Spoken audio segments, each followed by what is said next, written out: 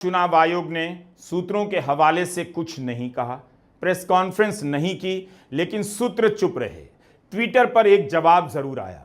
कहा गया है राहुल गांधी के आरोप सही नहीं है, आधारहीन है। कोई भी ऑनलाइन फॉर्म भरकर किसी का वोट नहीं कटवा सकता, क्योंकि जिसका नाम काटा जा रहा है बिना उसे मौका दिए उसका नाम नहीं काटा जा सकता है। बिहार एसआईआर में यही तो आरोप लग रहे थे कि जिनका नाम काटा जाएगा उन्हें अपना पक्ष रखने का पर्याप्त समय नहीं दिया जाएगा।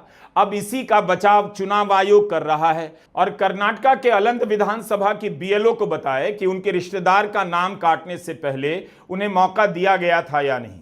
चुनाव आयोग बताए कि राहुल गांधी ने जो आरोप लगाए हैं उन सभी मामलों में नाम काटने से पहले वोटर को मौका दिया गया था या नहीं।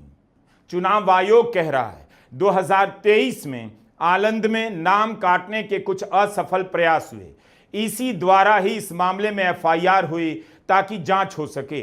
अगर ऐसा है तो फिर आयोग जांच में सीआईडी का सहयोग क्यों नहीं कर रहा था? जो जानकारी चुनाव आयोग के पास है उसे सीआईडी को देने में इतनी देर क्यों हुई? अगर यह मामला खुद आयोग ने ही दर्ज करवाया तब तो कर्नाटक की पुलिस को सहयोग करनी चाहिए थी, सारी जानकारी हवाले कर देनी चाहिए थी। आयोग को बताना पड़ेगा कि उसने सीआईडी को 18 पत्र लिखने के बाद भी जानकारी क्यों नहीं दी। फरवरी 2023 से सितंबर 2025 आ गया, कोई वोट कटवाने का प्रयास करता है और इन मामूली बातों की जांच पूरी नहीं होती है। जांच के नाम पर ही खेल होता है। अगर यह इतना छोटा मामला था तो अभी तक जांच पूरी हो जानी चाहिए थी। राहुल गांधी ने अपनी प्रेस कॉन्फ्रेंस में कहा, कर्नाटक के निर्वाचन अधिकारी ने भी दिल्ली में चुनाव आयोग को इसे लेकर पत्र लिखा है, लेकिन आयोग की तरफ से इस पर कोई जवाब नहीं आया है।